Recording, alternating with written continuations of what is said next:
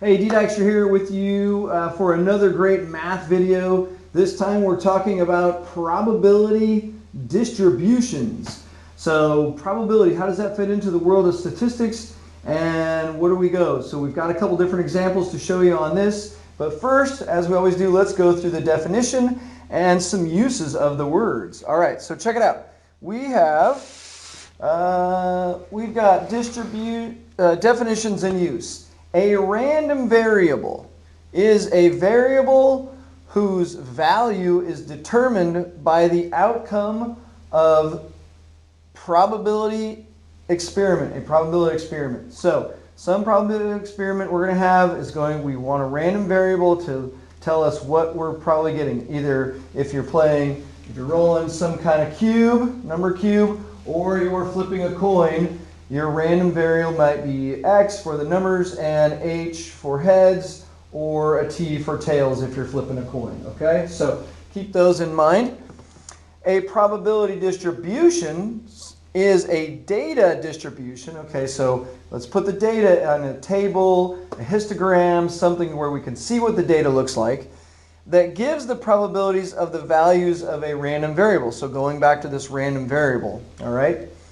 Finally, a cumulative probability is the probability that a random variable is less than or equal to a given value. So once we accumulate the information, where do we go from there, and what type of percentage does that mean given the whole of all the outcomes given? Okay, so let's look at an example here. So example number 1. It says we roll a number cube. Here I got a little number cube right here.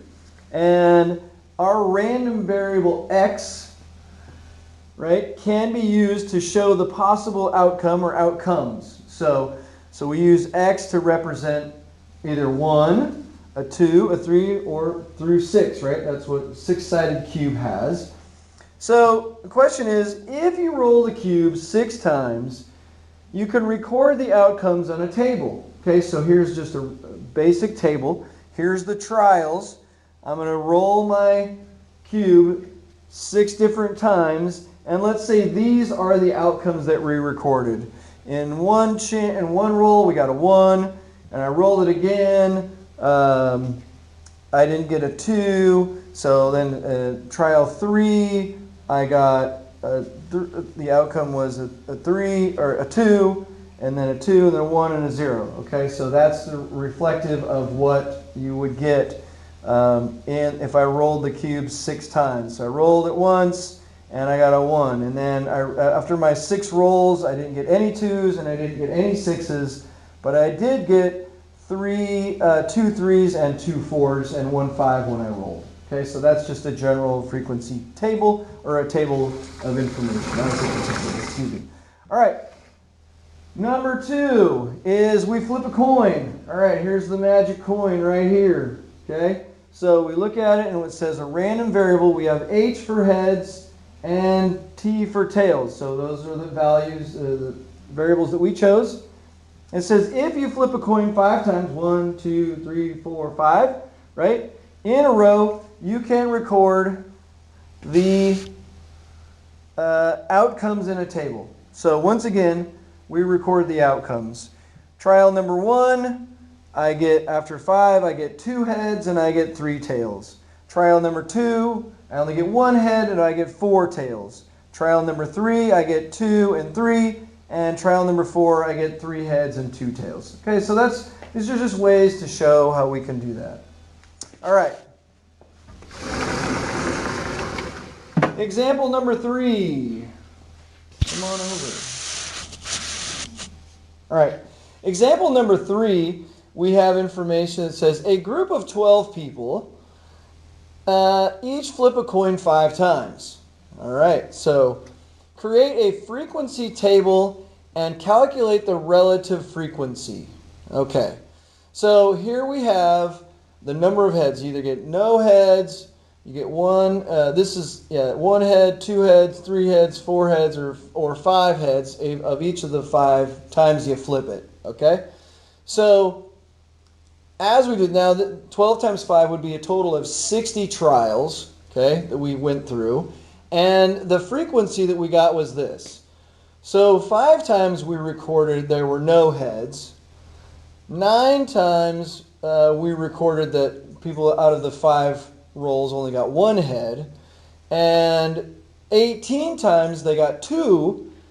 And 16 times they got 3 heads out of the 5. And 7 times we recorded that there were 4 heads out of 5. And finally 5 times we recorded that they got all 5 to be heads in a row. 5, 5, 5, 5, 5.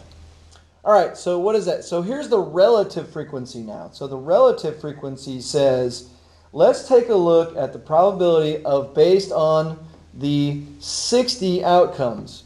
So if you take 5 and you divide that by 60, you're going to get 0.08.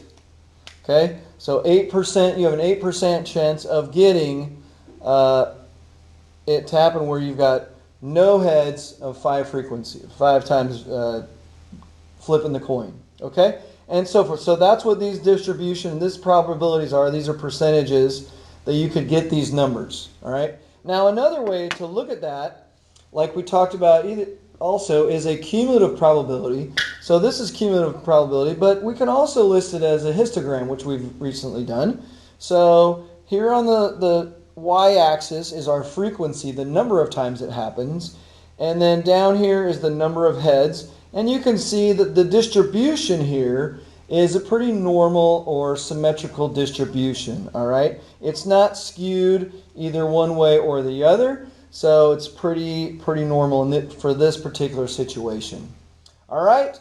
Well, I'll tell you, probability distribution is a lot of fun. It's fun to just play around with the number cube or flipping a coin to see what might happen with those two things. So hope you enjoyed the video. Stop, take some notes wherever you need to, and we'll talk to you soon. Have a great night. D Dykstra, math out.